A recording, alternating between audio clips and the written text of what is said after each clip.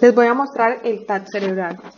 TAC por sus siglas, T, tomografía de imagen de un corte, A, axial, que es relativo al eje en que se muestran las imágenes, y C, computarizada, porque es allí donde se procesan las imágenes. La tomografía axial computarizada es un medio diagnóstico médico que se utiliza para observar el interior del cuerpo humano. Se caracteriza porque se muestra en cortes transversales, como yo venía diciendo, en axial al eje cefalocaudal mediante la utilización de una radiación ionizante. El computador lo que hace es que otorga un valor en la escala de grises y eso, según la densidad del tejido, es lo que vamos a observar. Aquí es para recordar el plano sagital, el plano coronario y el plano transversal, que es en cómo vamos a ver las imágenes en la TAC.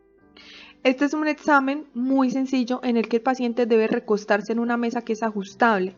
Debe tener la cabeza sostenida e inmóvil. Es muy importante aquí la intervención de enfermería educando al paciente en el por qué debe estar tan inmóvil, porque si no las imágenes que vayamos a tener van a estar muy distorsionadas y va a ser muy difícil leerlas.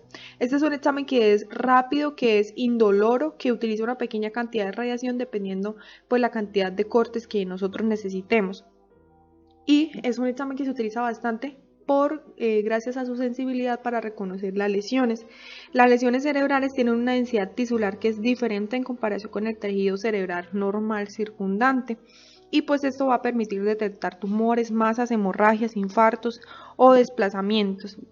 Este examen es un medio de contraste yodado hidrosoluble que vaya a permitir de pronto observar tumores o algún otro tejido que queramos observar específicamente, pero normalmente no se utiliza con medio de contraste.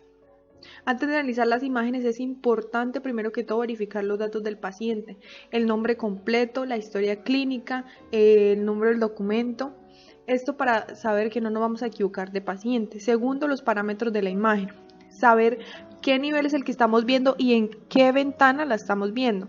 La ventana hace referencia a la escala de grises. A la escala de grises, ya sea ósea, pulmonar, cerebral, esto va a depender de la densidad del tejido que queramos observar.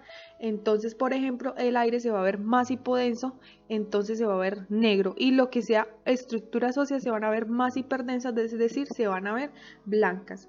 Bueno, yo hablaba de los cortes, entonces esto depende de las estructuras que vamos a observar. Aquí puse como por ejemplo 3 cortes: un corte a nivel del tronco cerebral, un corte a nivel de los ganglios basales y un corte a nivel de los ventrículos laterales. Entonces aquí podemos observar el corte a nivel del tronco cerebral, el corte a nivel de los ganglios basales y el corte a nivel de los ventrículos laterales. Para poder interpretar las imágenes es muy importante pues saber por dónde comenzar. Para ello hay una mnemotecnia que pues facilita las cosas. Esta mnemotecnia habla de la A, asimetría; B, sangre; B, cerebro; C, espacios de líquido cefalorraquídeo; y S, cráneo y partes blandas. La A, entonces, como es la simetría, entonces aquí lo primero que vamos a hacer es ubicar la línea media o la voz cerebral. Esto con el fin de valorar la simetría entre los hemisferios cerebrales. Hay que tener en cuenta que lo que yo veo derecho realmente es la parte izquierda de mi paciente, es decir, este es el hemisferio izquierdo de mi paciente y este es el hemisferio derecho. Entonces valoramos algún desplazamiento de la línea media que nos pueda indicar de pronto una presencia de una masa que esté desplazando esa línea media, o si podemos ver los ventrículos, entonces que no se encuentre más desplazado un ventrículo hacia el otro lado. Entonces aquí podemos ver una TAC que está alterada, en la que de por sí los ventrículos hay uno que está más hipodenso que el otro, con partes más hiperdensas. B, sangre. Entonces aquí vamos a valorar las cisternas basilares. Sí podemos observar las cisternas basilares pues al nivel del corte que tengamos. Hay que examinar que no haya presencia de sangre, no se vayan a ver más hiperdensos los ventrículos por presencia de sangre. La sangre en la TAC se va a ver más hiperdensa. Y pues también si vemos en las cisuras, en los surcos, de pronto el surco silviano, entonces si lo vemos más hiperdenso también nos puede estar indicando alguna alteración. Si en los ventrículos se encuentran más hinchados, podría decirnos que hay una obstrucción del líquido cefalorraquídeo, o si por el contrario están más pequeños, podría decirnos que hay una hipertensión craneal. Entonces todo eso es importante tenerlo en cuenta. Aquí podemos observar entonces una TAT con hemorragia subaracnoidea, lo que yo decía, se va a ver más hiperdenso. Aquí en la cisterna se va a ver pues bastante hiperdensa y no debería estar así. B, cerebro. Entonces aquí lo que vamos a hablar es todo el parénquima cerebral. Vamos a buscar de pronto presencia de un objeto extraño, todo el parénquima, la sustancia gris y la sustancia blanca, que sí se encuentre la sustancia blanca más hipodensa que la sustancia gris. Por ejemplo, aquí podemos observar la glándula pineal, aquí este puntico que está más hiperdenso porque ella tiende a calcificarse. Entonces es normal observarla al igual que los plechos coroideos. Debemos también valorar el surco silviano, lo que yo venía diciendo, y pues buscar hiperdensidades o hipodensidades en el parénquima que nos indiquen alguna alteración.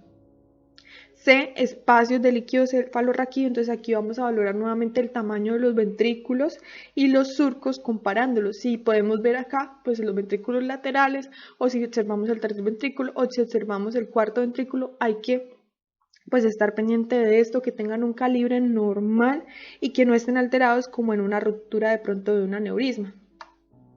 Aquí podemos ver que está todo hiperdenso y aparte aquí observamos como zonas hipodensas e hiperdensas que no corresponden a una anatomía normal.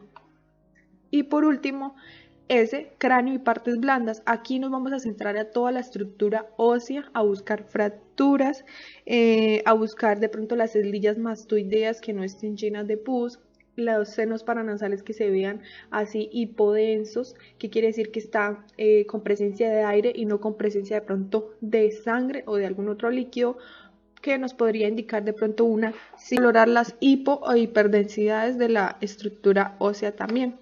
Y por último aquí podemos observar lo que es la TAT, una TAT en donde debemos identificar primero que todo las estructuras que conozcamos para poder entender la TAT cerebral. Aquí les voy a dejar esta para que pues hagan el ejercicio que yo les acabo de explicar. Gracias.